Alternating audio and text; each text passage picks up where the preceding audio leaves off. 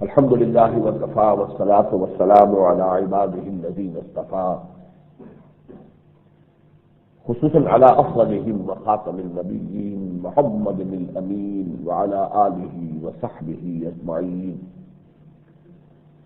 أما بعد فقد قال الله تبارك وتعالى كما ورد في سورة البقرة: أعوذ بالله من الشيطان الرجيم، بسم الله الرحمن الرحيم. يا أيها الذين آمنوا كتب عليكم الصيام كما كتب على الذين من قبلكم لعلكم تتقون أياما معدودات فمن كان منكم مريضا أو على سفر فعدة من أيام أخر وعلى الذين يطيقونه فدية طعام مسكين فمن تطوع خيرا فهو خير له وأن تصوموا خير لكم إن كنتم تعلمون. شهر رمضان الذي أنزل فيه القرآن هدى للناس وبينات من الهدى والفرقان فمن شهد منكم الشهر فليصم ومن كان مريضا أو على سفر فعدة من أيام أخر يريد الله بكم اليسر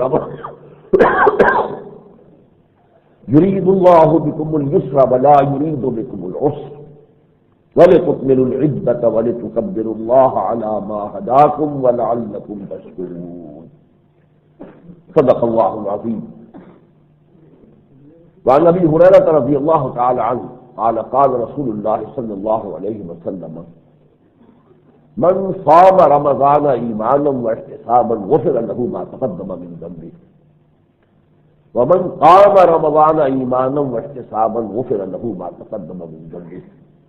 متفق علیہ. وعن عبد الله بن عمرو بن العاص رضي الله تعالى عنهما قال قال رسول الله صلى الله عليه وسلم: الصيام والقرآن يشفعان للعبد. يقول الصيام: أي رب منعته الطعام والشهوات بالنهار فشفعني فيه. ويقول القرآن: منعته النوم بالليل فشفعني فيه فيشفعان. رواہ الامام بیہقی رحمہ اللہ. رب اشرح لي صدری ويسر لي امری واحلل عقدۃ من لسانی يفقهوا قولی. اللهم ربنا الهمنا رشدنا واعذنا من شرور انفسنا. اللهم ارنا الحق حقا وارزقنا اتباعه وارنا الباطل باطلا وارزقنا اجتنابه. اللهم وفقنا لما تحب وترضى. آمین یا رب العالمین. امریکہ سے واپسی پر میرا پروگرام اصل میں یہ تھا کہ گزشتہ جمعرات کو یہاں میں پہنچ جاؤں گا صبح کو. تو طویل سفر کی جو تکان ہوتی ہے وہ بھی اتر جائے گی اور پھر جمعے میں یہاں حاضری ہو جائے گی. اور اس مرتبہ کئی سال کے بعد میرا پروگرام تھا کہ باقاعدہ فلسفہ صیام و قیام رمضان پر گفتگو کروں. پچھلے کچھ سالوں سے میں نے یہ اپنا معمول بدل دیا تھا، اس لیے کہ اس موضوع پر میرے کتاب سے موجود تھے اور اکثر و بیشتر حضرات جو یہاں ہوتے ہیں انہوں نے ان موضوعات پر میری گفتگو بار بار سنی ہوئی ہے، تو لہٰذا تکرار میں طبیعت میں تو الجھن سی ہوتی ہے. لیکن یہ کہ ہوا یہ کہ وہ سفر جو ہے طویل ہو گیا. جمعرات کی صبح کو یہاں ہوائی جہاز نہیں اتر سکا، دھند تھی بہت شدید، وہ سیدھا کراچی چلا گیا. کراچی سے دوپہر کو چلنے لگا کہ اب صاف ہو گیا ہے مسئلہ لاہور میں. تو معلوم ہوا 2 مسافر گم ہیں، اب ان کی تلاش میں 4 گھنٹے گزر گئے. اب جو وہ چلا ہے تو ملتان آ کر معلوم ہوا کہ لاہور میں تو موسم پھر خراب ہو گیا، پھر واپس چلے گئے. رات پھر کراچی میں گزری. اب اگلے دن چلے تو اس صورت میں بھی یہاں لاہور اترنا نہیں ہوا، سیدھے اسلام آباد پہنچ گئے. تو رات کو کہیں جا کر یوں سمجھیے کہ یہ اضافی سفر جو ہے 40 گھنٹے کا مطلب پڑ گیا. اور اس میں جو کوفت نہیں، ظاہر بات ہے کہ ایک ہوتا ہے پہلے سے آدمی جس چیز کے لیے تیار ہو ذہن، ایک یہ کہ اچانک یہ بولٹ فرام دی بلو جس کو کہتے ہیں. بہرحال اس وجہ سے افسوس مجھے اس کا رہا کہ جو میرا پروگرام تھا کہ رمضان مبارک کے آغاز سے قبل کے جمعے میں آپ حضرات سے یہ ملاقات ہو وہ پورا نہیں ہو سکا. میں نے جو آیات اس وقت تلاوت کی ہے اور 2 احادیث آپ کو سنائی ہے، اصل میں عظمت صیام و قیام رمضان مبارک کا مضمون کسی ایک تقریب میں سمویا نہیں جا سکتا. آج میں اختصار کے ساتھ کچھ آؤٹ لائنز دے رہا ہوں نصف اول کی. اس سے ثانی جو ہے اس مضمون کا جو اصل کلائمیکس ہے انشاءاللہ اگلے دنوں میں بیان کروں گا۔ دیکھیے سب سے پہلی بات یہ نوٹ کرنے کی ہے کہ صوم کا لفظ یا صیام کا لفظ عربوں میں پہلے سے ایک ان کی زبان کا لفظ تھا کہ کس معنی میں مستعمل تھا۔ اس صیام یا صوم روزے کی عبادت سے عرب ناواقف ہے۔ یہود کے ہاں پھر بھی کچھ روزے تھے، یوم عاشورہ کا روزہ، کوئی اور روزہ، ان کے قوانین روزے کے مختلف تھے، قواعد مختلف تھے، لیکن یہودی جو ہے وہ اس لفظ سے واقف تھے، اس عبادت کو جانتے تھے۔ لیکن بچے والے لوگ، عرب کے عام لوگ وہ بالکل واقف نہیں تھے، تو ان کے ہاں لفظ صوم کس معنی میں تھا؟ لغتاً صوم کہتے ہیں رک جانے کو، کہ جتنے بھی داعیات ہیں انسان کے اندر، حیوانی داعیات، کھانا چاہیے پیٹ بھرنے کو، پانی پینا چاہیے پیاس بجھانے کو، آرام چاہیے، جنسی ایک جذبہ ہے اس کی تسکین چاہیے، نیند چاہیے، یہ وہ تمام جو تقاضے ہمارے حیوانی وجود کے ہیں ان میں سے کسی سے رک جانا، کسی بنا پر، یہ صوم ہے۔ اور عربوں کے ہاں ایک رواج تھا کہ وہ اپنے گھوڑوں کو یہ صوم کرواتے تھے یا صوم رکھواتے تھے، اس لیے کہ آپ کو معلوم ہے کہ ان کے ہاں جو ہے غارت دری، لوٹ مار یہ تو عام تھی، سوائے وہ اشہر حرم کے، وہ 4 مہینے کے جن کو حرمت حاصل تھی حج اور عمرے کی عبادت کے لیے، باقی جو 8 مہینے ہیں تو وہ تو ہر وقت ان کے یہاں خانہ جنگی ہوتی تھی، لوٹ مار۔ اب اس لوٹ مار میں اور خانہ جنگی میں ایک حیوان تو ان کے پاس ایسا تھا، اونٹ، کہ جو ان کی آب و ہوا سے مطابقت رکھتا تھا، اسے ہفتے بھر کھانے پینے کو نہ ملے، پانی کوئی پرواہ نہیں، اس کے اپنے اندر اسٹور ہوتا ہے، شدید ترین دھوپ ہے اسے کوئی پرواہ نہیں، وہ بڑی ہی سمجھیے کہ تیز آندھی آ رہی ہے، وہ اپنا منہ ریت کے اندر دے کر کھڑا ہے، اسے دھوپ کچھ کہتی ہے نہ ہوا کہتی ہے۔ لیکن یہ گھوڑا، جنگ میں ضرورت ہوتی ہے گھوڑے کی، اس لیے کہ چھاپا مارو اور بھاگو، یہ ہے طریقہ، لہٰذا اس کے لیے ضرورت ہے گھوڑے کی، اور گھوڑا جو ہے وہ نازک جانور ہے۔ اب وہ اپنی نزاکت کی وجہ سے عین حالت جنگ میں جواب دے جائے، بھوک کو برداشت نہ کر سکے، پیاس کو برداشت نہ کر سکے، یا کوئی گرمی کو برداشت نہ کر سکے، تو شامت کس کی آئے گی؟ وہ تو اس کے سوار کی شامت آئے گی۔ لہذا وہ اپنے گھوڑے کو عادی بنا دیتے، بھوکا رکھیں، پیاسا رکھیں انہیں۔ پھر یہ کہ عرب جو ہے اپنا منہ سر تو لپیٹ لیتا تھا کپڑے میں، اور جدھر سے تیز گرم ہوا آ رہی ہے لو، ادھر منہ کر کے گھوڑے کا کھڑا رہتا تھا پکڑ کر اس کو، تاکہ وہ اس کے اندر عادت پیدا ہو جائے اس گرم لو کو جو ہے برداشت کرنے کی، اس کی تمازت کی، اپنا اس نے کپڑا اپنا لپیٹ کر بندوبست کر دیا۔ اس معنی میں یہ لفظ صوم مستعمل تھا، اس کو قرآن مجید نے اس عبادت کے لیے اختیار کر دیا ہے۔ یہ بات اچھی طرح واضح ہے کہ ظاہر بات ہے قرآن مجید عربی مبین میں نازل ہوا، عربی زبان پہلے سے موجود تھی، لیکن یہ کہ اس میں اللہ تعالیٰ نے پک اینڈ چوز کیا ہے کون سا لفظ کس مقصد کے لیے اختیار کر دیا جائے۔ اب اس میں ایک مشابہت بھی پیدا ہو جاتی ہے کہ جیسے عربوں کا یہ رواج تھا کہ گھوڑوں کو تیار کرنے کے لیے، جنگوں کے لیے وہ یہ صوم رکھواتے تھے ان سے، ایسے ہی اس صوم کی عبادت کا ذکر جو ہے سورہ بقرہ کے 23ویں رکوع میں آیا ہے، اور 24ویں رکوع میں قتال فی سبیل اللہ کا حکم آ گیا، گویا کہ وہی ترتیب ہے، قاتلوا فی سبیل اللہ الذین یقاتلونکم، جنگ کرو اللہ کی راہ میں ان سے جو تم سے جنگ کر رہے ہیں، قاتلوا فی سبیل اللہ وقاتلوہم حتی لا تکون فتنۃ ویکون الدین للہ۔ اے مسلمانوں، اب تمہاری اس دعوت اور تحریک کا وہ مرحلہ شروع ہو رہا ہے جس میں جنگ تمہیں کرنی ہوگی، تو گویا کہ یہاں بھی وہ تمہید جو ہے اس قتال فی سبیل اللہ کے حکم سے پہلے یہ کتب علیکم الصیام، تم پر روزے فرض کیے گئے، تو یہ ایک مناسبت جو ہے اس کے اندر قائم ہو جاتی ہے۔ البتہ جو پہلی آیت ہے فرضیت روزے کے ضمن میں، اس میں مقصود جو ہے روزے کا وہ تقویٰ قرار دیا گیا۔ یا ایھا الذین آمنوا کتب علیکم الصیام کما کتب علی الذین من قبلکم لعلکم تتقون، اے ایمان والو تم پر بھی روزہ رکھنا فرض کیا گیا ہے جیسے کہ تم سے پہلے کی امتوں پر فرض تھا، یہود پہ تھا جیسا کہ وجہ کیا ہے، تاکہ تمہارے اندر تقویٰ پیدا ہو جائے۔ اب یہ تقویٰ کے ساتھ اس کی کیا مناسبت ہے، وہ بات بھی بڑی آسانی سے سمجھ میں آ جاتی ہے، جسے ہم کہتے ہیں ضبط نفس، سیلف کنٹرول۔ ایک ہمارے داعیات حیوانی ہیں جو تقاضے ہیں جسم کے، اگر یہ زیادہ زوردار ہوں اور ہم ان کو اپنے قابو میں نہ رکھ سکیں تو گویا کہ ہم ان کے ہاتھ میں کھلونا بن جائیں گے۔ ایک وقت میں بھوک اتنی پریشان کر رہی ہے ہمیں کہ ہم جا رہے تھے کسی اور کام کے لیے، کوئی پیش نظر مقصد تھا، بھوک کی وجہ سے رہ نہیں جا سکے، یا یہ کہ کوئی بہت اہم مشن پر جا رہے تھے، پیاس نے اس طریقے سے آ کر بے حال کیا ہے کہ وہ مشن چھوڑنا پڑ گیا۔ تو ظاہر بات ہے کہ جب تک انسان جو ہے ان چیزوں پر قابو یافتہ نہ ہو، اپنے ان تقاضوں کو اپنے کنٹرول میں رکھے۔ اس سے بھی آگے بڑھ کر یہ ہے کہ نفس تو لذت مانگتا ہے، پر یہ وہ شراب کا تقاضا کر رہا ہے، شراب تو حرام ہے۔ اب کیسے آپ اپنے آپ کو روکیں گے؟ اگر آپ نے اپنے اس نفس کو قابو میں نہیں کیا ہوا ہے تو وہ تو آپ سے اپنی منمانی کرا دے گا۔ اسی لیے کہا ہے قرآن مجید میں 2 مقامات پر، ارأیت من اتخذ الہہ ہواہ، کہ آپ نے دیکھا اس شخص کو جس نے اپنی خواہش نفس کو ہی اپنا الہ اور معبود بنا لیا۔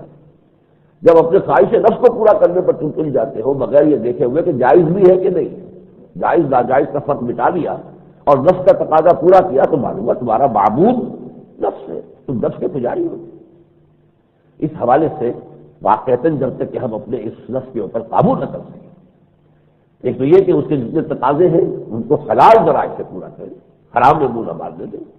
کسی کو حلال ذرائع نہیں مل رہے ہیں تو برداشت کریں۔ یہ برداشت کا مادہ اگر نہیں ہے تو ہم تو دنیا میں اونچا کام نہیں کر سکتے، بڑا کام نہیں کر سکتے۔ جن لوگوں نے بھی دنیا میں کوئی نمایاں کام کیے، بڑے کام کیے ہیں، انہوں نے اسی طریقے سے یہ سختیاں جھیلی ہے، برداشت کی ہے، ان سب کو سے زبردست نہ ہو تب جا کر وہ کوئی کام کر سکے۔ ورنہ تو حیوانوں کی طرح کی زندگی انسان گزارتا ہے، حیوان کو انسان استعمال کر دیتا ہے، حیوان کی اپنی زندگی کا کوئی مقصد نہیں ہوتا۔ اسی طرح جو لوگ اس سطح پر زندگی گزارتے ہیں وہ دوسروں کے اعلی کار بن جاتے ہیں، خود ان کا کوئی وقار، ان کی کوئی حیثیت، ان کا کوئی استقلال جس کو کہتے ہیں، ان کی کوئی آزاد حیثیت نہیں رہتی، جن میں اپنے نفس کو کنٹرول کرنے کا دائرہ نہ ہو۔ تو تقویٰ ہے، اب تقویٰ کو یوں دیکھیے کہ میرے اندر میری خودی ہے، سیلف، انا، اور ایک میرا حیوانی وجود ہے۔ یہ خودی اگر طاقتور ہے، حیوانی وجود کو اس نے قابو میں رکھا ہوا ہے، تو میں واقعتاً انسان ہوں۔ اگر خودی اتنی کمزور ہے کہ حیوانی تقاضے اس پر غالب ہے تو پھر میں حیوان ہوں، انسان کہاں رہا۔ اس لیے قرآن مجید میں کہا گیا ہے اولئک کالانعام بل ہم اضل، یہ لوگ تو چوپایوں کے مانند ہیں، حیوانوں کے مانند ہیں، بلکہ ان سے بھی گھٹیا، ان سے بھی گئے گزرے، اس لیے کہ حیوانات کو تو پیدا ہی ہم نے اس لیول پر کیا تھا، ان کو تو پیدا کیا تھا اشرف المخلوقات۔ آدم کے سامنے تو ہم نے سارے فرشتوں کو جھکا دیا تھا سجدے کے اندر، ان کا مقام تو بہت بلند تھا، لقد خلقنا الانسان فی احسن تقویم۔ اب اگر وہ انسان جو ہے وہ اس پر گر جائے، اتنا نیچے ہو جائے، تو یہ تو گویا کہ بہت بڑا ایک المیہ ہے۔ اس حوالے سے یہ ضبط نفس اور خودی کا اتنا مضبوط ہونا کہ وہ اپنے حیوانی تقاضوں کے اوپر قابو رکھ سکے۔ یہ جو صوم کی، اب میں اس کے لیے لفظ استعمال کرتا ہوں ایکسرسائز، یہ بھی ایک ریاضت ہے، مشق ہے۔ جیسے گھوڑوں کو وہ مشق کراتے تھے دھوپ اور پیاس کو برداشت کرنے کی اور دھوپ اور گرمی جھیلنے کی، ایسے ایک مشق اللہ ہمیں کرا رہا ہے کہ تم برداشت کر سکو، اور پھر یہ کہ اتنا قابو ہے تمہارا ہونا چاہیے تمہارے نفسی تقاضوں کے اوپر کہ حرام میں منہ نہ مارو۔ یہ ایکسرسائز ابتدا میں جو حضور نے فرض کی مسلمانوں پر، یہ عبادت، ریاضت ایکسرسائز کو کہتے ہیں، عبادت ریاضت۔ تو یہ ابتدا میں مہینے میں 3 دن، 13ویں تاریخ، 14ویں تاریخ، 15ویں تاریخ، ہر جو یہ چاند کا مہینہ ہوتا ہے، قمری مہینہ، اس کو ایام 20 کہتے ہیں، اس لیے کہ اس کی راتیں روشن ہوتی ہیں۔ 13ویں رات کا چاند، 14ویں رات کا چاند تو مکمل ہوتا ہی ہے، 15ویں رات کا بھی ایک ہی دن ابھی گزرا ہے، تو ان کو ایام 20 کہتے ہیں، وہ دن جس کی راتیں بڑی روشن ہوتی ہیں۔ ابیض کی جمع 20، سفید راتوں والے دن، کالی راتوں والے نہیں، سفید راتوں والے دن۔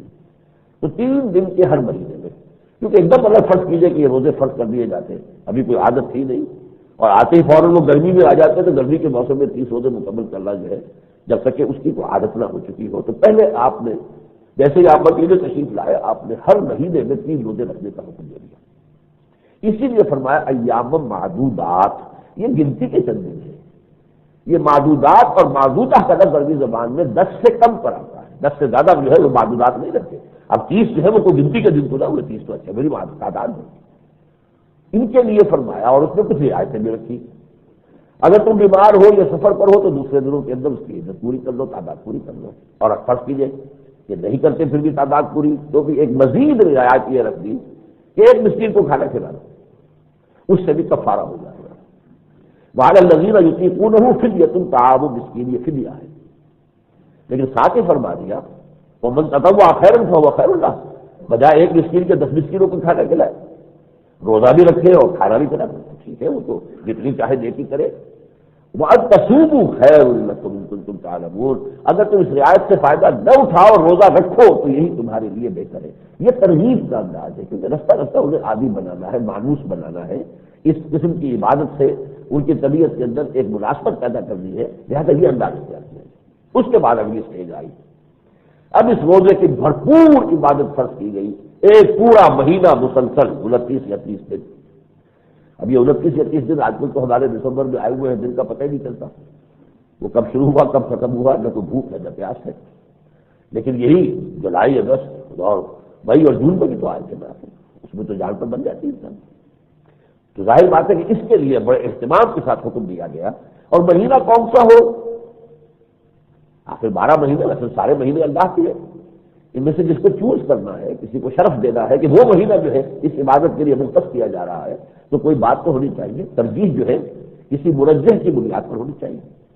فرمایا شہر رمضان الذی انزل فیہ القرآن، ہم نے اس روزے کی عبادت کے لیے منتخب کر دیا ہے رمضان کا مہینہ۔ اور کیوں کر لیا ہے؟ اس لیے کہ وہ نزول قرآن کا مہینہ ہے۔ ہماری سب سے بڑی نعمت، ہمارا سب سے بڑا احسان نوع انسانی پر قرآن ہے۔ وہ خیر مما یجمعون، جو بھی کچھ انسان جمع کرتا ہے دولت دنیاوی، ان سب سے کہیں زیادہ قیمتی اور وقیش ہے قرآن۔ تو جو مہینہ اس کے نزول کا ہے، اس سے مراد کیا ہے؟ نزول رسول 23 برس میں نزول ہوا قرآن مجید کا، حضور پر جو نزول ہوا ہے وہ تو 22-23 برس میں ہوا۔ اس سے مراد یہ ہے کہ دو چیزیں، ایک تو یہ کہ اس لیلۃ القدر میں انا انزلناہ فی لیلۃ القدر، جو رمضان کے آخری عشرے میں ہے، پورا قرآن لوح محفوظ سے یا کتاب مکنون سے اتار کر سمائے دنیا تک پہنچا دیا گیا۔ پھر وہاں سے جستا جستا تھوڑا تھوڑا نجمن نجمن وہ آیات وقت کی مناسبت کے اعتبار سے حضرت جبرائیل حضور پر لاتے ہیں۔ اور ایک یہ کہ اس کا جو آغاز ہوا حضور پر وہ بھی رمضان میں ہوا، تو دو اعتبارات سے رمضان کی ایک خصوصی مناسبت ہو گئی نزول قرآن کے ساتھ۔ شہر رمضان الذی انزل فیہ القرآن، اور قرآن کی عظمت کیا ہے؟ 3 الفاظ یہاں بیان کیے ہیں۔ ہدی للناس، پہلی بات تو یہ کہ تمام انسانوں کے لیے ہدایت ہے۔ اور یہ اچھی طرح سمجھ لیجئے، سب سے بڑی نعمت ہدایت ہے۔ یہ ایسی نعمت ہے کہ یہ اگر ہے تو باقی نعمتیں بھی نعمت بن جائیں گی، اگر یہ نہیں ہے تو باقی نعمتیں بھی نعمت نہیں رہے گی، زحمت بن جائے گی۔ کیوں؟ اللہ نے انسان کو صحت دے رکھی ہے، ہدایت سے محروم ہے تو صحت میں کیا کرے؟ عیاشیاں کرے گا، بدماشیاں کرے گا، صحت غلط جگہ استعمال ہوگی نا۔ جسمانی قوت کا استعمال، ہدایت اگر نہیں ہے تو غلط جگہ استعمال ہوگی۔ اللہ نے انسان کو دولت دی، دولت نعمت ہے، لیکن تبھی نعمت ہوگی جب نعمت ہدایت ساتھ موجود ہو، ورنہ دولت میں گلچھرے اڑائے گا، عیاشیاں کرے گا، اسراف اور تبذیر سے کام لے گا، شیطان کا بھائی بن جائے گا۔ ان المبذرین کانوا اخوان الشیاطین، تو گویا کہ وہ دولت اس کے لیے نعمت نہ ہوئی۔ نعمت تبھی ہوگی جبکہ وہ نعمت ہدایت ساتھ ہو۔ تو ہدی للناس، تمام انسانوں کے لیے وہ نعمت ہدایت جو ہے یہ قرآن میں ہے۔ اور اس کے بعد فرمایا بینات من الہدی۔ اب دیکھیے ایک کتاب ہوتی ہے فلسفے کی، عام آدمی تو اس کو نہیں پڑھ سکتا۔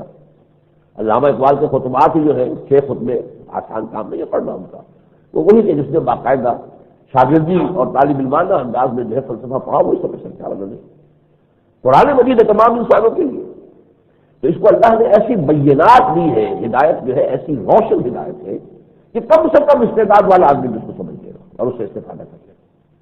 بڑے سے بڑا فلسفی بھی دیکھے گا اور سمجھے گا کہ واقعہ اس میں میرے لیے بڑی ہدایت ہے، لیکن ایک عام انسان بھی وہ یہ نہیں سمجھے گا کہ میرے اور قرآن کے درمیان کوئی بیریئر ہے۔ نہیں، وہ پڑھے، اسے اتنی سی عربی آتی ہو کہ اس کا ایک سرسری مفہوم جو ہے اس کے ذہن پر اترتا چلا جائے، تو وہ قرآن کو سمجھ لے گا، قرآن سے استفادہ کر لے گا۔ وَلَقَدْ يَسَّرْنَا الْقُرْآنَ لِلذِّكْرِ فَهَلْ مِن مُدَّكِرٍ، 4 دفعہ فرمایا سورہ قمر میں ہم نے قرآن کو آسان بنایا ہے نصیحت حاصل کرنے کے لیے، ہدایت اخذ کرنے کے لیے، تو ہے کوئی نصیحت کا اخذ کرنے والا؟ بینات من الہدی والفرقان، یہ فرقان ہے، فرق کر دیتا صحیح غلط، یہ راستہ سیدھا ہے یہ ٹیڑھا ہے، یہ معاملہ صحیح ہے یہ غلط ہے، یہ جائز ہے یہ ناجائز ہے۔ تو یہ جو نعمت غیر مترقبہ انسان کو اللہ نے عطا فرمائی یہ رمضان کے مہینے میں تھی، اس لیے اب فرمایا فمن شہد منکم الشہر فلیصم، جو بھی تم میں سے اس مہینے میں موجود ہو، کیونکہ سفر پہ ہے تو پھر رخصت باقی ہے، جو کہ تم سفر پہ ہو قضا کر سکتے ہو، بعد میں اس کی تعداد پوری کر لو، بیمار ہو اس وقت بھی قضا کر سکتے ہو، بعد میں تعداد پوری کر لو، لیکن اب تعداد پوری کرنا لازم ہے. وَلِتُكْمِلُوا الْعِدَّةَ وَلِتُكَبِّرُوا اللَّهَ عَلَىٰ مَا. اب وہ رخصت ختم ہو گئی کہ اگر روزہ نہیں رکھا تو ایک مسکین کو کھانا کھلا دیا، وہ رخصت ختم ہو گئی. وہ تو ابتدا میں تمہیں ذرا مانوس کرنے کے لیے رعایت اللہ تعالیٰ نے دے دی تھی، وہ رخصت ختم ہو گئی. حضور نے اس رخصت کو باقی رکھا ہے. کس کے لیے؟ کوئی اتنا بوڑھا ضعیف معمر آدمی ہے کہ اندیشہ ہے کہ روزے کی مشقت نہیں اس کے لیے ہلاکت کا سبب نہ بن جائے. یا آج کل بعض امراض ایسے ڈائبٹیز ہے بہت اونچی، کسی کو بہت یعنی آخری درجے کی ڈائبٹیز ہے، اس کے لیے ممکن نہیں ہے کہ وہ 12-15 گھنٹے جو ہے وہ کھائے بغیر رہ سکے، بہت واقع ہو جائے گی. تو ایسی چیزوں کے لیے اجازت دے دی گئی اس رعایت کو جو بالعموم تو منسوخ ہو گئی ہے، لیکن حضور نے اسی کو برقرار رکھا ایسے لوگوں کے لیے. ورنہ عام کیا ہے، اب یہ دعوت پوری کرنی پڑے گی تعداد. وَلِتُكْمِلُوا الْعِدَّةَ وَلِتُكَبِّرُوا اللَّهَ عَلَىٰ مَا هَدَاكُمْ. اب یہ جو مجھے آپ کو بتانا ہے وہ یہ ہے کہ یہ صیام کی ایک عبادت، یہ رمضان کا مہینہ، اس کو جوڑ کر اصل میں تو حکمت خداوندی نے ایک دو طرفہ پروگرام اس میں بنا دیا ہے. دن کا صیام، رات کا قیام. قیام میں کیا؟ قرآن مجید کا پڑھنا سننا، اس کے ساتھ جاگنا. یہ اصل میں دو اچھا پروگرام ہے. اگرچہ اللہ تعالیٰ نے بندوں پر رحمت فرمائی، وہ جانتا ہے کچھ لوگ ایسے بھی ہیں دن بھر شدید مشقت کریں گے تب جا کر 2 وقت کی روٹی ملے گی. ایسے لوگوں کے لیے ساری رات جاگنا یا 2/3 رات جاگنا یا آدھی رات جاگنا ممکن نہیں، لہذا فرض نہیں کیا. البتہ ترغیب جس کے لیے بھی ممکن ہو وہ ضرور کرے. چنانچہ اس کا جو خطبہ ہے جو حضور نے شعبان کے آخری دن دیا تھا، اس میں آپ نے فرمایا یا ایھا الناس قد اضلکم شہر عظیم. کیونکہ شعبان کا آخری دن تھا، رمضان گویا کہ آ رہا ہے.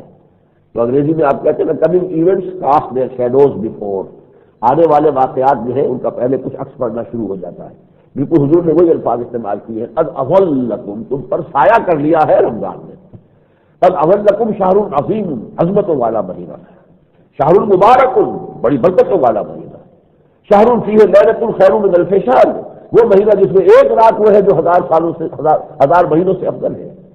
اس کے بعد فرمایا جعل اللہ صیامہ فریضۃ وقیام لیلہ تطوعا. اللہ تعالیٰ نے اس کے اندر یہ 2 پروگرام رکھ دیے ہیں، دن کے اندر روزہ رکھنا اور اس کی راتوں میں کھڑے رہنا. یہ ہے قیام اللیل کا لفظ آیا ہے. اور یہ دونوں چیزیں احادیث نبویہ میں اس طریقے سے مساوی اور متوازی آئی ہے. میں نے حدیث سنائی ہے شروع میں، متفق علیہ روایت ہے بخاری اور مسلم دونوں کی، اور یہ حضرت ابو ہریرہ اس کے راوی ہے رضی اللہ تعالیٰ عنہ. عن ابی ہریرہ رضی اللہ عنہ قال قال رسول اللہ صلی اللہ علیہ وسلم من صام رمضان ایمانا واحتسابا غفر له ما تقدم من ذنبه ومن قام رمضان ایمانا واحتسابا غفر له ما تقدم من ذنبه. من صام رمضان، من قام رمضان. اب آپ دیکھ رہے ہیں الفاظ کے اندر، اس کے ترکیب کے اندر، اس کے صوتی آہنگ میں بالکل مساوی پیرلل ہے، بالکل متوازی. جس نے روزے رکھے رمضان کے، اللہ تعالیٰ اس کے سابق کا سارے گناہ معاف فرما دے گا. جو کھڑا رہا رمضان میں، مطلب کب کھڑا رہا؟ رات کو کھڑا رہا، قیام اللیل، تو اللہ تعالیٰ اس کے سابق گناہ جتنے سب معاف فرما دے گا. یہاں یہ بات نوٹ کر لیجیے کہ گناہ کبیرہ معاف نہیں ہوا کرتا.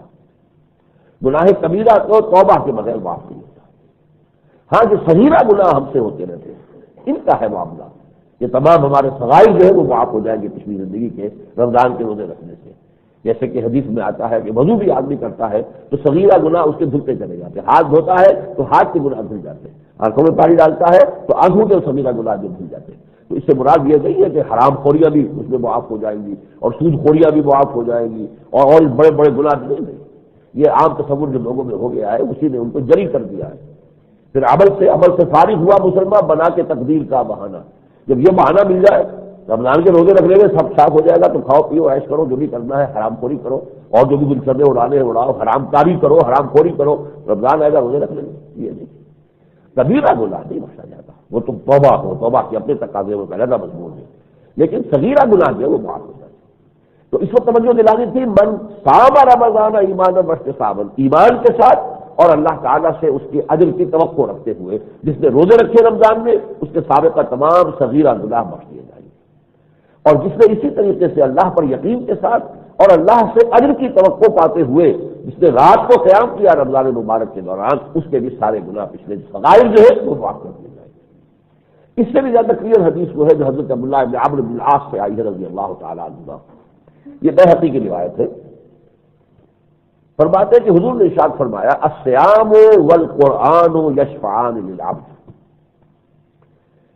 روزہ اور قرآن دونوں بندے کے حق میں شفاعت کریں گے قیامت کے دن. یقول الصیام، روزہ یہ کہے گا، عرض کرے گا بارگاہ خداوندی میں، اے رب پروردگار منعتہ الطعام والشہوات بالنہار، میں نے تیرے اس بندے کو دن کے وقت کھانے پینے سے اور اپنی جو جنسی خواہش ہے اس کے پورا کرنے سے روک کے رکھا، میری وجہ سے روکا رہا. فشفعنی فیہ، تو اس کے حق میں میری شفاعت قبول فرما. ویقول القرآن، اور قرآن یہ کہے گا منعتہ النوم باللیل، میں نے رات کے وقت اسے سونے سے روکے رکھا. فشفعنی فیہ، تو میری شفاعت اس کے حق میں قبول فرما. اور حضور فرماتے ہیں صلی اللہ علیہ وسلم فیشفعان، ان دونوں کی شفاعت جو ہے وہ قبول کی جائے گی. تو گویا کہ اب یہ دو پروگرام ہو گئے ہیں، اگرچہ اللہ نے اس دوسرے کو لازم نہیں کیا. یہ شفقت ہے اللہ کی، ترغیب، تشویق. جو شخص بھی اللہ کا تقرب چاہتا ہو، قریب ہونا چاہتا ہو، اور جو شخص بھی اللہ کے دین کی خدمت کرنا چاہتا ہے، اس کے لیے لازم ہے. یہ عوام کا معاملہ ہے کہ ان کے لیے جن کی بڑی مشقت ہے، جن کے لیے بڑی دو وقت کی روٹی جو ہے کمانا، وہ بھی پورے دن کی بڑی سخت مشقت کے ساتھ، ان کے لیے فرض نہیں ہے، لازم نہیں ہے. اسی لیے حضور نے 3 مرتبہ 3 راتیں جو ہے جماعت کروائی، پھر چوتھی رات میں آپ نے کروائی. اور اگلے روز لوگوں سے کہا کہ اگر میں نے اس کو مسلسل آپ کو جماعت کرائی رات قیام اللیل کی تو یہ فرض کر دی جائے گی، لہٰذا میں نے اس کو ڈسکنٹینیو کر دیا. تو اللہ تعالیٰ بھی رؤوف الرحیم ہے اور خود محمد صلی اللہ علیہ وسلم بھی رؤوف الرحیم ہے. تو ان دونوں کی رافت اور رحمت کا یہ تقاضا ہوا کہ اس رات کی عبادت کو فرض نہ کیا جائے، چھوڑ دیا جائے، جو جتنا کر سکتا ہو کرے. لیکن یہ کہ اب ہمیں سوچنا تو یہ چاہیے نا کہ قیام اللیل کس شے کا نام ہے، اس کا نصاب کیا ہے اور اس کا مطلب کیا ہے. 2 چیزیں، نصاب، کتنی عبادت پر یا کتنی دیر جاگنے پر قیام اللیل کا اطلاق ہو سکتا ہے. کیا 1 گھنٹہ جاگنے پر قیام اللیل کا اطلاق ہو جائے گا؟ سوچنے کی بات ہے. کتنی؟ اب یہ کہاں سے ہم طے کریں؟ تو ظاہر بات ہے کہ ہمارے لیے سب سے پہلے اگر کوئی نظیر مل جائے قرآن سے تو اس سے بڑی شے کوئی ہے ہی نہیں. اور قیام اللیل کا حکم وہ ہے جو سورہ مزمل میں آیا ہے، یا ایھا المزمل قم اللیل الا قلیلا نصفہ او انقص منہ قلیلا او زد علیہ ورتل القرآن ترتیلا. اس میں قیام اللیل کی ڈیفینیشن بھی آ گئی، قیام اللیل کا نصاب بھی آ گیا، کتنے جاگنے پر اس کا اطلاق ہوگا. اور یہ کہ سب مطلب کیا ہے، کس لیے کھڑے رہنا ہے، جاگنا ہے، وہ بھی جاگیں گے. یا ایھا المزمل قم اللیل الا قلیلا، کھڑے رہا کرو رات کو سوائے اس کے تھوڑے سے حصے کے. اس کی وضاحت کی نصف ہو، عام تو ذہن میں یہ رکھو کہ نصف شب جو ہے وہ جاگنا ہے. اور زد علیہ، یا اس کو کچھ تھوڑا سا اضافہ کر دو تو وہ 2/3 ہو جائے گا. اور اب انقص منہ قلیلا، یا اس میں سے کچھ کم کر لو، آدھے میں سے کچھ کم کریں گے تو 1/3 رہ جائے گا. تو گویا کہ اب نصاب کم سے کم 1/3 شب ہے. 1/3 شب سے کم پر قیام اللیل کا اطلاق نہیں ہو سکتا. باقی اپنی جتنا بھی کوشش کرنا چاہے کرے وہ علیحدہ بات ہے، لیکن قیام اللیل کا اطلاق جو ہے وہ کم سے کم جو اس کا نصاب ہوگا وہ 1/3 شب ہوگا. چنانچہ سورہ مزمل کے دوسرے رکوع میں اس کا نقشہ کھینچ دیا گیا، ان ربک یعلم انک تقوم ادنی من ثلثی اللیل ونصفہ وثلثہ وطائفۃ من الذین معک. اے نبی ہمارے علم میں ہے، اللہ جانتا ہے کہ آپ اور آپ کے ساتھی کھڑے رہتے ہیں رات کو 2/3 شب اور آدھی شب اور 1/3 شب، ہمارے علم میں ہے. یعنی اس حکم پر عمل کیا ہے نہ صرف حضور نے صلی اللہ علیہ وسلم بلکہ آپ کے ساتھی اہل ایمان نے.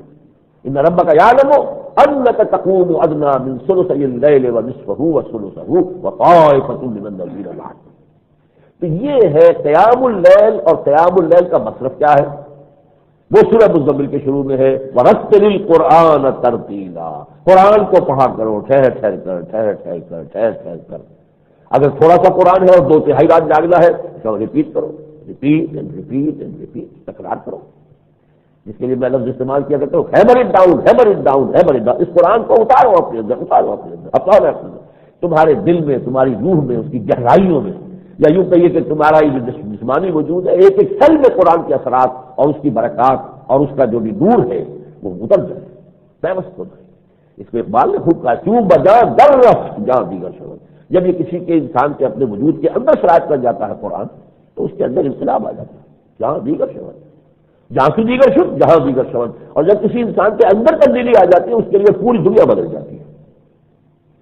اب اس معاملے میں جیسا کہ یہ تو ہم سامنے آ گیا کہ اس کا نصاب کم سے کم 2.5 شب، زیادہ ہمت اللہ تو آدھی شب 2.5 شب ترغیب ہے.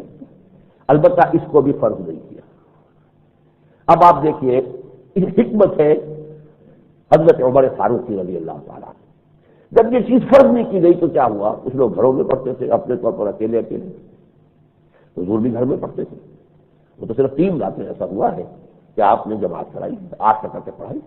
لیکن وہ رکعت کتنی طویل ہوگی ہمیں تو کچھ اندازہ نہیں ہے، اس لیے کہ ایک روایت میں تو یہ آیا ہے نا کہ حضور کی تہجد کی نماز میں ایک مرتبہ ایسا بھی ہوا کہ ایک رکعت میں آپ نے سورہ بقرہ، سورہ آل عمران، سورہ نساء 3 سورتیں پوری پڑھی.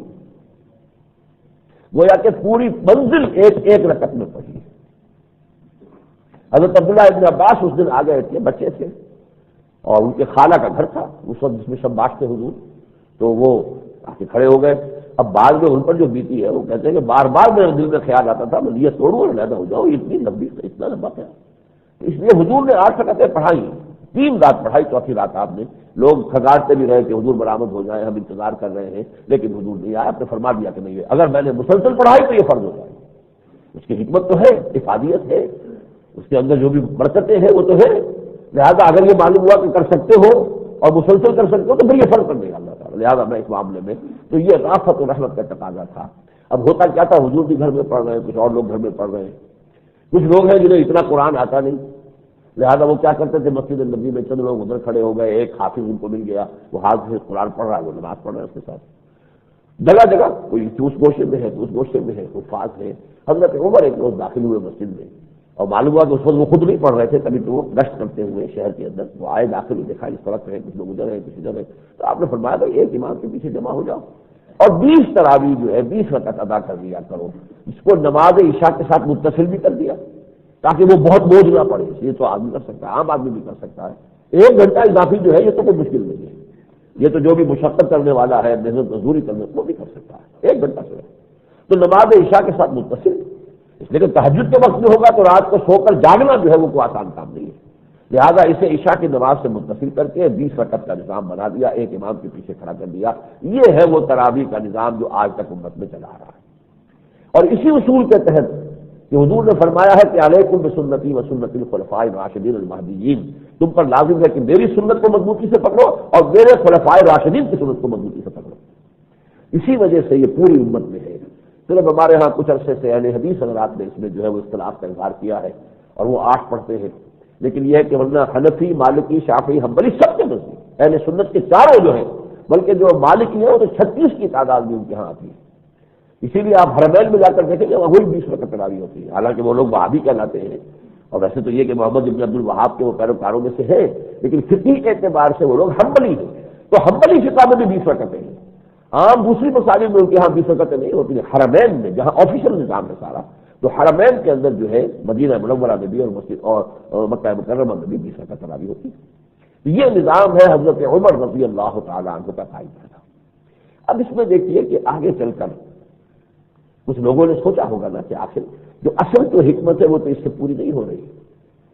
یہ جو قرآن کہہ رہا ہے اور جو حدیث کہہ رہی ہے، رات کا جاگنا، من صام رمضان من قام رمضان، اور قرآن جو کہے گا کہ میں نے تیرے اس بندے کو اللہ سونے سے روک کے رکھا. تو یہ 1 گھنٹے جو ہے آج کل تو آپ کو معلوم ہے کہ وہ کوئی سوتا ہی، چھوٹے سے چھوٹا بچہ نہیں سوتا اس وقت تک. نیند کی کون سی قربانی ہوئی تراویح کی نماز میں؟ وہ تو معلوم نہیں، وہ تو ہوگی تو اسی طرح ہوگی. کم سے کم 1/3 شب، آدھی شب، 2/3 شب آدمی جاگے تب تو پھر اس کا مستحق ہوگا کہ ہاں اس شخص نے جو ہے وہ نیند کی قربانی دی ہے.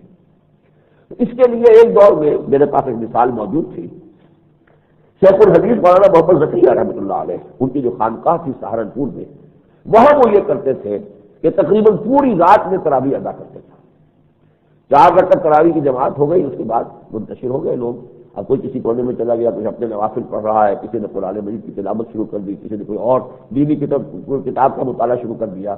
1 گھنٹہ اس نے گزار دیا، پھر آگے پھر 4 رکعتیں پڑھ لی. اس طریقے سے وقفہ دے کر وہ رکعتیں جو ہے وہ 4 رکعتیں کرتے تھے تقریباً پوری رات.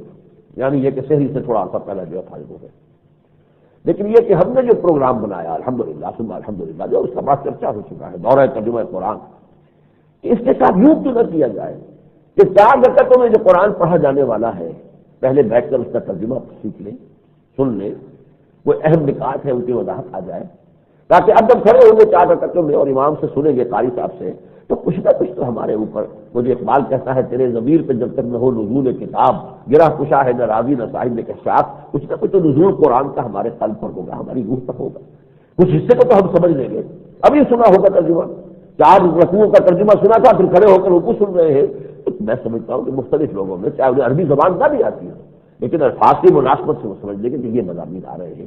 تو اس سے جو اصل مقصد ہے قرآن مجید کا، کہ قرآن مجید سے ذہنی اور قلبی رشتہ قائم ہو۔ وہ ظاہر بات ہے تراویح کے اندر آپ نے ایک گھنٹے کے اندر، اور وہ بھی فرنٹیئر میل کی سپیڈ سے جو پڑھے گیا قرآن، تو اس سے تو کوئی کچھ حاصل نہیں ہوتا۔ تو اس حوالے سے ہم نے یہ نظام شروع کیا تھا، اور ہمارے ہاں یہ 5.5-6 گھنٹے صرف ہوتے رہے۔ الحمدللہ میرا خیال ہے کہ 8-10 مرتبہ تو میں نے کیا ہے، کئی مرتبہ لاہور میں کیا ہے، کراچی میں 2 مرتبہ کیا ہے، ابوظہبی میں کیا ہے، امریکہ میں کیا ہے، مختلف جگہوں پر کیا ہے۔ اس طریقے سے ملتان میں جا کر کیا تھا ایک مرتبہ۔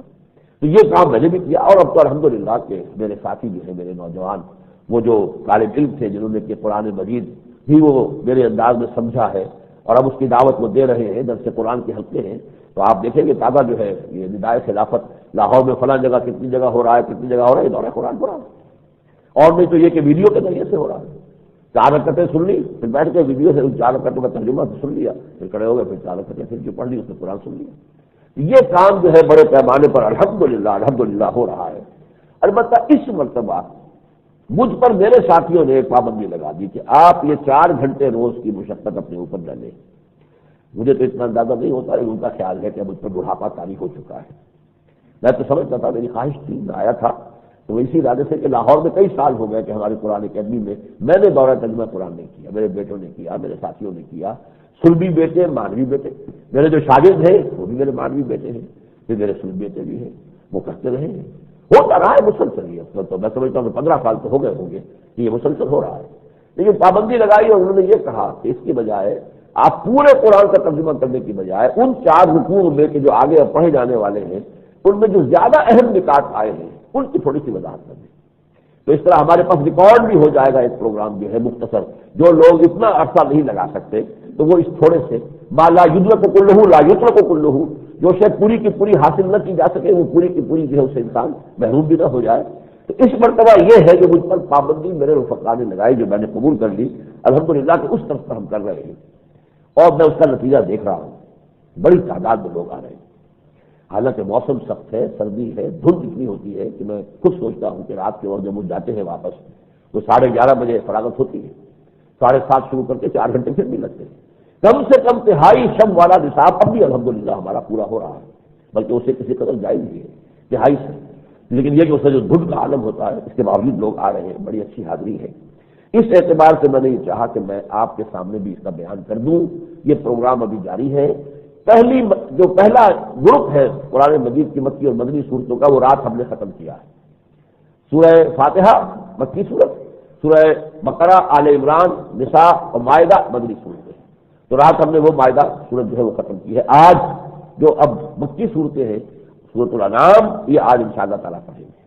7:30 بجے بعد جماعت ہو رہی ہے، 11:30 فراغت ہو جاتی ہے۔ اگرچہ اس کے بعد کچھ لوگ چونکہ مجھ سے سوال کرنا چاہتے تھے، جو گفتگو ہوتی ہے اس سے بات چیزوں میں وہ وضاحت چاہتے تو آدھا گھنٹہ ہم مزید رکھ لیتے ہیں سوال جواب کے لیے، تو میں تو 12 بجے کے بعد فارغ ہو رہا ہوں، لیکن یہ کہ ظاہر بات ہے کہ مغرب کی نماز سے فارغ ہوتے تو 11:30 تقریباً 11:35 تو فراغت ہو جاتی ہے۔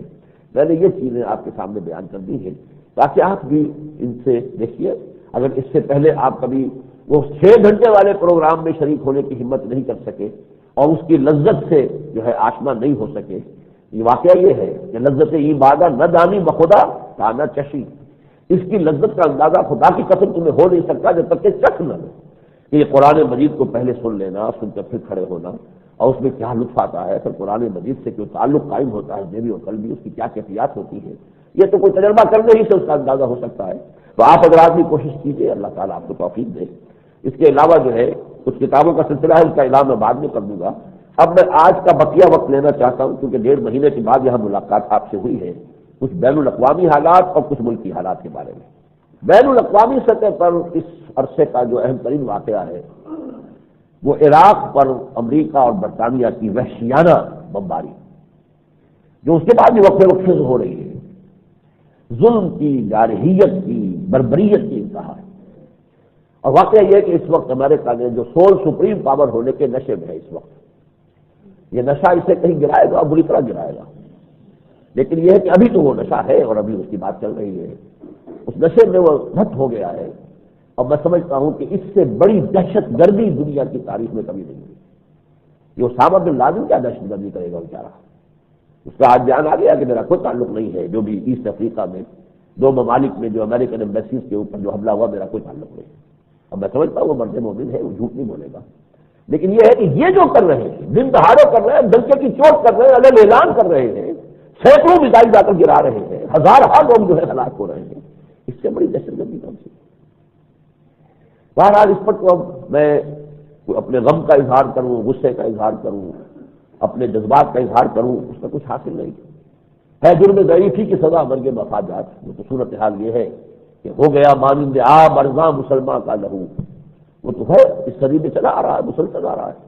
یہ ضرور کبھی کبھی احساس ہوتا ہے کہ اس صدی کے شروع میں بلقان کی جنگ ہوئی تھی، تریپولی پر حملہ ہوا تھا اٹلی کا، اس وقت علامہ اقبال بھی تھے، فاطمہ ایک بچی جو شہید ہو گئی تھی اس پر ایک نظم کہی تھی انہوں نے، یا جب تریپولی میں ہماری شکست ہوئی تھی تو حمید الدین فراہی رحمۃ اللہ علیہ نے عربی میں مرثیہ کہا تھا، شبلی موجود تھے جو مرثیہ کہہ رہے تھے۔ اب تو ہمارے ہاں کوئی شاعر جو ہے جو کہ واقعتاً لسان العصر اور لسان القوم ہو، وہ شاعر بھی موجود ہے، بڑی ہی یوں سمجھیے کہ تحت الرجال کی کیفیت ہے۔ بہرحال اس میں 2 چیزیں ہیں در حقیقت کہ جس کی کچھ انڈیکیشن اب سامنے آ رہی ہے، میں ان کی طرف توجہ دلانا چاہتا ہوں۔ پہلی تو یہ ہے کہ یہ در حقیقت عراق میں جو کچھ ہو رہا ہے اس سے توثیق ہو رہی ہے ان پیشین گوئیوں کی جو حضور کی احادیث میں آئی ہے کتاب الملاحم میں، اور بائبل میں بھی آئی ہے، ریولیشن، بک آف ریولیشن جو آخری کتاب ہے نیو ٹیسٹمنٹ کی، اہلنامہ جدید کی، اس میں آئی ہے۔ اور وہ آرمگڈون، ایک عظیم جنگ جو ہونے والی ہے، تاریخ انسانی کی عظیم ترین جنگ، جس کے لیے حضور نے الفاظ استعمال کیا الملحمۃ العظمیٰ، ملحمہ لحم سے بنا ہے، گوشت، تو چونکہ جنگ میں تو چیسڑے اڑتے ہیں جسم کے، ادھر سے بالو اڑ گیا، ادھر سے ٹانگ کسی کی اڑ گئی، تو الملحمہ، عرب ممالک میں ملحمہ کہتے ہیں کسائی کی دکان کو جہاں گوشت کو کاٹا جاتا ہے، تو ملحمہ جنگ کو کہتے ہیں۔ الملحمۃ العظمیٰ، تاریخ انسانی کی عظیم ترین جنگ جو ہونے والی ہے، اور آپ کو شاید یاد ہو کہ صدام حسین نے 91 کی جو خلیجی جنگ ہوئی تھی، اس وقت اس نے کہا تھا یہ ام المحارب ہے، یہ صرف ایک کوئی آئسولیٹڈ جنگ نہیں ہے، یہ جنگوں کی ماں ہے۔ اس کی وجہ کیا ہے؟ چاہے وہ خود کو دہریہ قسم کا آدمی ہے، لیکن یہ مگر عرب ہے، عربی زبان جانتا ہے، اور کبھی حدیثیں بھی پڑھی ہوگی، کتاب الملاحم بھی اس کی وجہ سے گزری ہوگی کہ جنگوں کا ایک سلسلہ ہوگا، تو اس نے کہہ دیا تھا کہ دس از دی اسٹارٹنگ پوائنٹ، اس سلسلہ ملاحم تھا کہ جس کی خبر محمد رسول اللہ نے دی۔ اس میں خاص بات ایک نئی بات سامنے آئی ہے، اور یہ بڑی اہم ڈیولپمنٹ ہے، روس کا جو رول سامنے آیا ہے۔ اس وقت صورتحال نظر یہ آ رہی ہے کہ جیسے وہ پولر بیئر جو ہے، وہ ریچھ جو ہے، وہ تل بنا رہا بالکل سے، کہہ تو کچھ نہیں پا رہا، پہلے درویش بن جانے درویش، اس کی وہ حیثیت نہیں ہے، پڑ کٹ چکے ہیں، اس کے اندر وہ سکت نہیں ہے کہ کھڑا ہو، لیکن کوئی عجب نہیں، اس طرح کی تلبلاہٹ بھی کسی وقت ملکوں کے اندر، قوموں کے اندر ایک نئی زندگی پیدا کر دیتی۔ بہرحال وہ ایک سپر پاور تھا، اور ایک عرصے تک یہ پوری صدی جو ہے یہ سمجھیے تو اس کا کم سے کم دس صدی اس طریقے سے گزری ہے کہ 2 سپر پاورز ایک دوسرے کی بالکل ہم پلہ اور زدم زدہ مد مقابل، بلکہ بعض اعتبارات سے روس آگے تھا۔ اسپیس جو ہے، خلا کی جو بھی تسخیر ہے، تسخیر خلا، اس میں تو رشیا بہت آگے تھا، امریکہ سے ڈرتا تھا، امریکہ تو کام نہ تھا، لیکن یہ کہ ہوتے ہوتے اس نے اور پروگرام بنایا، اپنا ٹیکنالوجی کو بڑھایا، نکل گیا آگے۔ لیکن ایک وقت تھا کہ جب وہ کام تھا کہ رشیا کا معاملہ جو ہے اسپیس کے تسخیر میں، خلا کی تسخیر میں بہت آگے تھا۔ بہرحال اس صورتحال میں چونکہ جو بائبل میں جو پیشن گوئیاں آئی ہیں آنے والے حالات کی جو میں اشارہ کر رہا ہوں، اس میں شمال کا بادشاہ کا ایک رول ہے، اور یہ شمال کا بادشاہ جو ہے روس بنتا ہے، شمال میں ہے، یہ جو بھی آباد دنیا ہے اس کے شمال میں رشیا ہے۔ اس حوالے سے یہ صورتحال گویا کہ ایک اور انڈیکیشن ہے کہ اسی طرف حالات جا رہے ہیں، ان کا رول ہوگا، کچھ نہ کچھ ہوگا۔ انہی میں یعنی وہ جو یوحنا کے مکاشفات ہیں ان میں یہ بھی ہے کہ گر گیا بابل گر گیا، اور بیبیلونیا یا بابل جو ہے ببلیکل ٹرمینالوجی میں عراق کو کہتے ہیں، عراق تو یہ نام آج ہوا ہے اس کا، لیکن اس سے پہلے اس کا نام تھا بابل، بیبیلون، کنگ آف بیبیلون نبوکدنیزر. اور اس بیبیلون کے علاقے کی ہمیشہ سے یہودیوں کے ساتھ دشمنی رہی ہے. نبوکدنیزر وہ بھی نمرود تھا، کنگ آف بیبیلون. اور حضرت ابراہیم کا جس شخص کے دربار میں پیشی ہوئی تھی اور مکالمہ ہوا تھا وہ بھی نمرود تھا، وہ بھی اسی بیبیلون کا، عراق کا تھا. عراق ہی میں شہر ار ہے جس کی کھدائی بھی ہو گئی ہے، جو پیدائش مقام پیدائش حضرت ابراہیم کا. تو یہودیوں کے ساتھ ان کا معاملہ یہ رہا تھا کہ نبوکدنیزر نے 586 قبل مسیح میں 6 لاکھ یہودی قتل کیے تھے. 6 لاکھ کو قیدی بنا کر اپنے ساتھ لے گیا تھا. اور ہیکل سلیمانی جو حضرت سلیمان نے بنایا تھا اس کو بالکل مسمار کر کے زمین سے ہموار کر دیا. اس اعتبار سے اس بیبیلون کے بارے تذکرہ آتا ہے، گر گیا، اس کے 3 ٹکڑے ہو گئے، اور 3 ٹکڑے ہیں اس وقت. آپ نے دیکھا ہوگا نقشہ جب آتا ہے عراق کا تو ایک شمالی زون ہے، ایک جنوبی زون ہے اور ایک بیچ کی پٹی ہے. اوپر اور نیچے شمال اور جنوب کے اندر نو فلائی زونز ہیں، ان میں عراق اپنا کوئی طیارہ نہیں اڑا سکتا. گویا کہ اس کا اگر کنٹرول ہے تو صرف اس درمیانی پٹی کی فضا کے اوپر ہے، نہ جنوبی پر ہے نہ شمالی پر ہے. 3 زونز میں عراق تقسیم کیا جا چکا ہے ورچوئلی. وہ جو آتا ہے اس کے اندر کہ گر گیا بابل گر گیا تو اس کے 3 ٹکڑے ہو گئے. تو یہ گویا کہ ایک جو پیشن گوئیوں کی زبانیں ہوتی ہیں اس میں جو الفاظ آتے ہیں وہ اس طرح کے ہوتے ہیں کہ جس کا مفہوم بعد میں جب حقائق سامنے آتے ہیں تو محسوس ہوتا ہے کہ ہر یہ بات کہی گئی. دوسرا جو اس سے بات سامنے آ رہی ہے وہ بھی بڑی اہم ہے. غالباً یہ یونائٹڈ نیشنز آرگنائزیشن کے خاتمے کا آغاز ہے. This is the beginning of the end of UN. یہ بھی ایک ایرا تھا جو ختم ہوگا. پھر اس موقع پر جس طریقے سے بنظر حقارت دیکھا ہے امریکہ نے، پرواہ نہیں کی. سیکورٹی کونسل کا اجلاس ہوا کرے دفاع ہو جاؤ، میرے اندر طاقت ہے، میں جاؤں گا اور حملہ کروں گا. اس لیے اس سے پہلے وہ چونکہ مار کھا چکا تھا، ایک مرتبہ کوشش کی اس نے، پہلے تو اس نے جمع کر لیے تھے سارے 91 میں، وہ تو بہت بڑی کامیابی تھی. پوری گویا کہ یونائٹڈ نیشنز آرگنائزیشن ایک طرف تھی اور صدام ایک طرف تھا. لیکن اب دوسری مرتبہ جب اس نے حملہ کرنا چاہا تھا کچھ عرصے پہلے تو یونائٹڈ نیشن نے ساتھ نہیں دیا. اس مرتبہ اس نے پوچھا ہی جاؤ جہنم میں. لہذا اس نے جو بھی فیصلہ کیا یہ طرفہ اقدام کر دیا کہ اس کے بڑے دور رس نتائج نکلیں گے. یہ بالکل مجھے آج میں سوچ رہا تھا کہ مجھے علامہ اقبال کے اشعار یاد آئے کہ اس سے پہلے جو لیگ آف نیشنز بنی تھی صدی کے آغاز میں، اس لیگ آف نیشنز کے اوپر بھی جب یہ مرحلہ آیا تھا تو اقبال نے وہ شعر کہے تھے کہ بیچاری کئی روز سے دم توڑ رہی ہے، ڈر ہے خبریں بد نہ میرے منہ سے نکل جائے. تقدیر تو مبرم نظر آتی ہے، تقدیر تو قطعی نظر آتی ہے کہ اب یہ لیگ آف نیشنز ختم ہو جائے گی.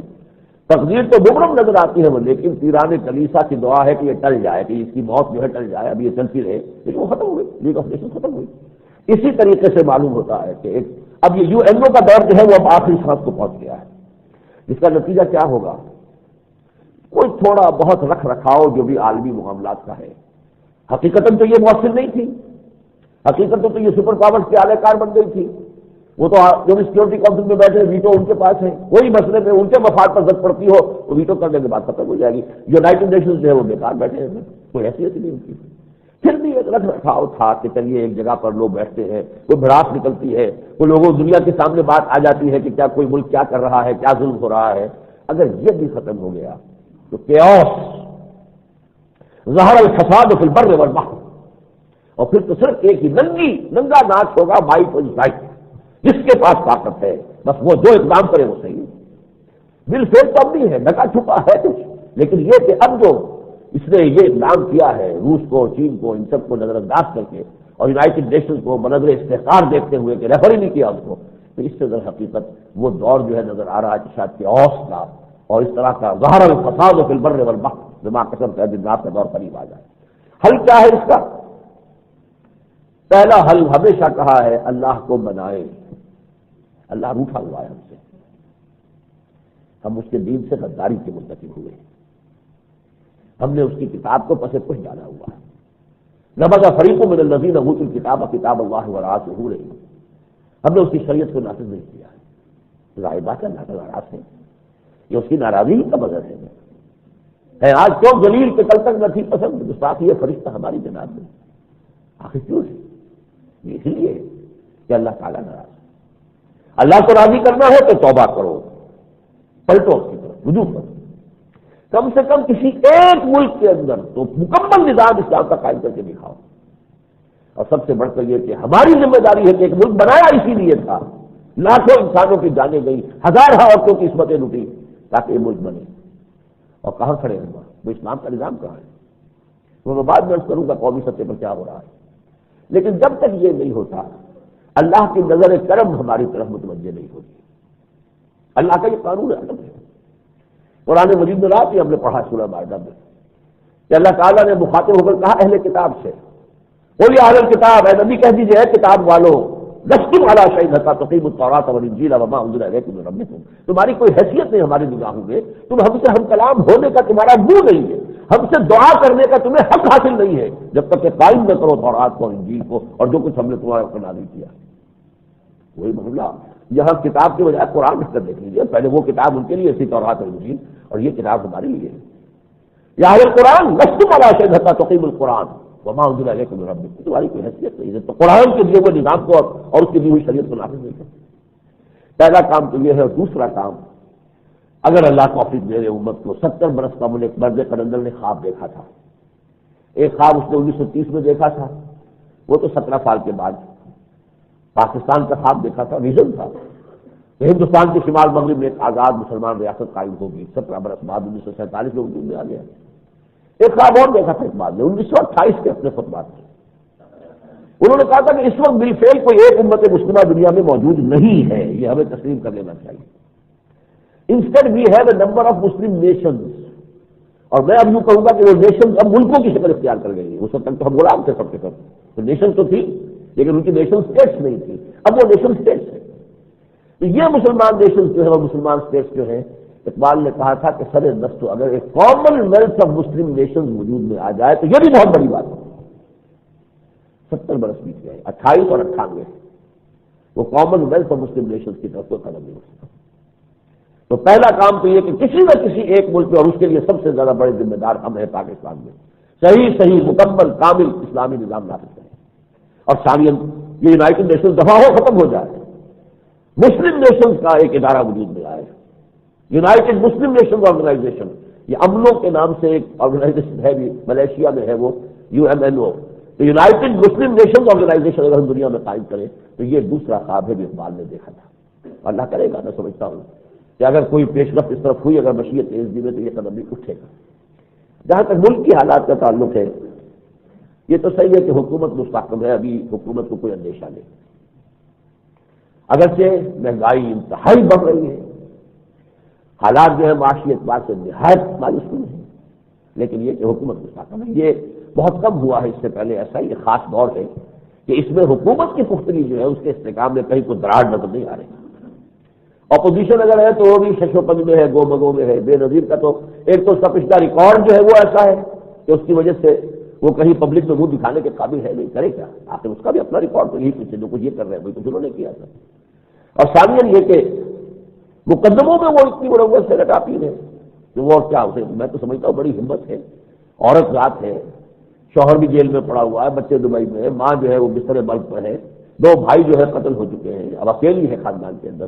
اور پھر جو مقدموں کا جو ایک یوں یلغار ہے، ابھی وہ کراچی میں ہے تو ابھی پنڈی میں ہے تو ابھی لاہور میں ہے تو ابھی یہاں ہے، وہ فلاں ہے. تو یہ بڑی ہمت کا کام ہے. لیکن یہ کہ بہرحال اس سب میں اس کا ایک نتیجہ نکلتا ہے کہ حکومت کو کوئی خطرہ نہیں بن سکتی. باقی یہ کہ کچھ اور لوگ ہیں اور وہ تینوں کے تینوں تین ہی اور ہیں. اس لیے کہ جہاں تک تو قادری صاحب کا تعلق ہے یا ANP کا تعلق ہے، وہ تو اپوزیشن میں شریک ہے پیپلز پارٹی کے ساتھ ہی. لیکن جماعت اسلامی اور تحریک انصاف عمران خان کی اور ملت پارٹی لغاری صاحب کی، یہ 3 ہے. اگر یہ تینوں قریب پہ آ جائے تو شاید کوئی حیثیت کسی بھی درجے میں ان کا کوئی پولیٹیکل جو ہے رول بن سکے، لیکن کوئی شش و پنج ہی کا معاملہ نظر آ رہا ہے. حکومت ایک طرف تو اندرون ملک مستحکم ہے. دوسری بات جو نوٹ کرنے کی ہے کہ حکومت نے یہ ثابت کر دیا ہے کہ اس کا فیصلہ یہی ہے کہ ہر کے بعد ہمیں امریکہ، ورلڈ بینک اور IMF ان کے سامنے جھکے رہنا ہے، ان کی باتیں ماننی ہے، انہی کے نخچیر کا، انہی کے فطراک کا نخچیر بنے رہنا ہے. کسی شک و شبے کی گنجائش نہیں. جو بھی کچھ امریکہ کر رہا ہے اس کے باوجود صورتحال ہماری تو وہ ہے جو علامہ اقبال کے وہ جو مزاحیہ اشعار میں آئی تھی، میرا یہ حال بوٹ کی تو چاٹتا ہوں میں، اور ان کا یہ حکم دیش میرے فرش پر نہ رینگ. جو بھی ان کے ساتھ معاملہ ہوا، جو انتظار کرایا گیا وہاں پر، اور جو تبصرے ہوئے اخبارات میں، اتنا بڑا یہ وفد لے کر آ گئے. غریب ملک شمار ہوتا ہے، ویسے بیکاری ہے، اور لیکن یہ کہ اللہ کا یہ عالم ہے، اخبارات میں ڈٹ کر لکھا، وہاں کی ظاہر بات ہے کہ پریس جو ہے بالکل فری ہے. لیکن یہ کہ بہرحال جو بھی ہوگا چاہے ٹھوکر بھی وہ مارے، لیکن یہ کہ ہمیں بارگونی کے ساتھ چمٹے رہنا ہے، گویا کہ اس شیطانی چکر سے نکلنے کا کوئی ارادہ کسی درجے میں موجودہ قیادت کا نہیں۔ دوسری طرف یہ دین کے اعتبار سے بدقسمتی سے ایک عجیب صورتحال ہے، شاید اس قسم کا معاملہ اس سے پہلے کبھی نہیں ہوا، قول اور فعل کے تضاد کی یہ انتہا۔ ایک تو کہ معلوم ہوتا ہے شریعت کے چیمپئن ہی نواز شریف صاحب ہیں، باقی جو ہے وہ سینیٹرز وغیرہ جو راستے میں رکاوٹ بن رہے ہیں ان کے خلاف غم اور غصہ اور یہ اور عوامی تحریک اور دباؤ اور اس کے لیے یہ کریں گے وہ کریں گے، تو معلوم ہے شریعت کارڈ کس کے پاس ہے اس وقت پولیٹیکل لیول پر؟ نواز شریف صاحب کے ہاتھ میں شریعت کارڈ جس کے ہاتھ میں ہو، شریعت کا شہدائی ہو، شریعت شریعت شریعت شریعت کر رہا ہو، اور ہو کیا رہا ہے؟ سود کا سارا تانا بانا جو موجود تھا وہ تو جو کا تو ہے، اس پر جوئے کا اضافہ ہو گیا، کروڑ پتی اسکیم اور فلانی اسکیم اور یہ اسکیم اور انعامی بانڈ کے نمبروں کا معاملہ چل رہا ہے۔ کوئی شے بھی کسی نے اگر بیچنی ہے مارکیٹ کرنی ہے وہ اس کے ساتھ جوا شامل کرتا رہا ہے، فلاں انعامات مل جائیں گے اور فلاں تمہاری پرچی نکلائی تو یہ ہو جائے گا۔ گویا کہ ہماری معیشت میں یہ سود جس طریقے سے تانے بانے کے اندر پرویا ہوا تھا، اب اس پر یہ دوسری لعنت جو ہے جو ہے اس کا اضافہ ہو گیا۔ دوسری طرف یہ کہ وہ جو خبریں آ جاتی ہیں چھوٹی چھوٹی سی ادھر ادھر سے نکل کر کہ فیڈرل شریعت کورٹ کے فیصلے کو انڈو کرنے کے لیے قدم اٹھایا جا رہا ہے، وہاں سے اپیل سے واپس لیں گے appellate bench of supreme court سے، اور پھر دوبارہ دائر کریں گے اسی فیڈرل شریعت کورٹ میں، اور کوشش کریں گے کہ یہیں سے جان بخشی ہو جائے، سود کی کوئی ایسی ڈیفینیشن وہ کر دیں کہ جس سے ہمارے نظام میں کوئی فرق نہ پڑے، اور چنانچہ ان کے کارندے دنیا کو اطمینان دلا رہے ہیں پرواہ نہ کرو کچھ نہیں ہوگا، یہ سود جھوکا تو رہے۔ میرے نزدیک اتنا بڑا تضاد شاید ہماری پورے 50-52 سال کی تاریخ میں نہیں رہا۔ خواتین کی کرکٹ ٹیم جا رہی ہے، مسلمان لڑکیاں ہیں، یہ محمد کی بیٹیاں ہیں صلی اللہ علیہ وسلم۔ اب ظاہر باتیں کھیلتے ہوئے جو لباس ہوتا ہے جس طرح کا ہوتا ہے، جو حرکتیں اور چستی ہوتی ہے، پھر یہ کہ اور دیکھ رہے ہوگی دنیا دیکھ رہی ہوگی، اور یہ اسلام کے نام پر بننے والے ملک کی خواتین ہیں، وہ کہہ سکتے ہیں ہندو، وہاں کے مسلمانوں کو تم نقیہ گھسو، تم کس چیز کو لیے بیٹھے ہو اسلام اسلام ہے، دیکھو پاکستان اسلام کے نام پر بنا تھا، تو پاکستان کا مطلب تو یہ بھی سامنے آ چکی ہے بات کہ نفاذ شریعت نواز شریف کے نزدیک صرف عدالتی نظام کو بدلنا تاکہ جلدی سے سزائیں مل سکے، اس کے سوا شریعت کے کسی دوسرے انہیں کوئی سروکار شریعت نہیں۔ یہ ضرور وہ چاہتے، اس میں وہ مخلص ہے۔ وہ جب شجاعت علی صاحب نے کہا تھا، شجاعت حسین صاحب نے، کہ یہ ہم چاہتے ہیں کہ یہ جو طالبان والا نظام لے آئیں، کسی اور صاحب نے کہا تھا سعودی عرب والا لے آئیں گے، وہ مطلب یہ تھا باقی نہیں، طالبان کا باقی نظام کہاں یہ لانے والے ہیں، لیکن یہ کہ صرف یہ کہ جلدی سے ایک مقدمہ ہوا قاضی کے سامنے، گواہیاں ہوئی، شہادتیں ہوئی، فیصلہ ہوا، ایگزیکیوشن ہو گیا۔ تو اس سے یہ ہے کہ یہ جو دہشت گردی ہے اور جو امن عامہ میں جو خلل ہے اس میں کچھ کمی ہوئی، اس میں تو وہ مخلص ہے۔ شریعت مسلم کے نزدیک اس شے کا نام ہے، اس سے آگے معاشرتی آداب اور احکام، اس سے آگے معیشت کے احکام، سود اور جوا، ان چیزوں کا استحصال یہ قتل کسی نظر نہیں ہے۔